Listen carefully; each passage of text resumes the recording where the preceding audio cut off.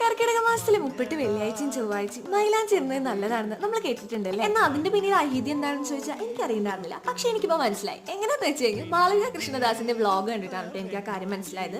എന്താന്ന് വെച്ച് കഴിഞ്ഞാൽ ഈ കർക്കിടക മാസം എന്ന് പറയുന്നത് കൂടുതലും മഴയുള്ള ടൈമാണല്ലോ, നല്ല മഴയാണല്ലോ ഉണ്ടാവുക. അപ്പോൾ ഈ പണ്ടത്തെ ആൾക്കാരൊക്കെ കാൽമ വളം കടിക്കാതിരിക്കാൻ വേണ്ടിയിട്ട് അതിനുള്ള ഒരു പ്രതിരോധമായിട്ടാണ് ഇത്ര മൈലാഞ്ചി ഇട്ട് വന്നാറുണ്ട്. ഇനി വേറെ വല്ല ഐതിഹ്യം ഉണ്ടോ എന്ന് എനിക്കറിയില്ല, എനിക്കറിയാന്ന് വെച്ചാൽ കമന്റ് ചെയ്യണേ. അപ്പോൾ നമ്മളിപ്പോൾ മൈലാഞ്ചി പൊട്ടിക്കാനാണ് കേട്ടോ പോയിട്ടുണ്ടായിരുന്നത്. ആദ്യം പോയ സ്പോട്ടിൽ തോട്ടിൻ്റെ സൈഡിലാണ് മൈലാഞ്ചി നിൽക്കുന്നത്, കിട്ടാൻ വഴിയില്ല. അപ്പം നമ്മൾ വേറൊരു സ്പോട്ട് വന്നു, അവർ നമുക്ക് കുറച്ച് മൈലാഞ്ചിയൊക്കെ കിട്ടി. ഞാൻ കുറേ പൊട്ടിച്ചിട്ടുണ്ടായിരുന്നു, പക്ഷെ അരച്ചു വന്നപ്പോൾ അത് കൂടി. നമ്മൾ രണ്ടുപേരും രണ്ട് കയ്യിലിട്ടിട്ടും പിന്നെ ഉണ്ടായിരുന്നു. കണ്ടില്ലേ, ഞാൻ എൻ്റെ കയ്യിലൊരു താമരയാണ് ഉദ്ദേശിച്ചത്.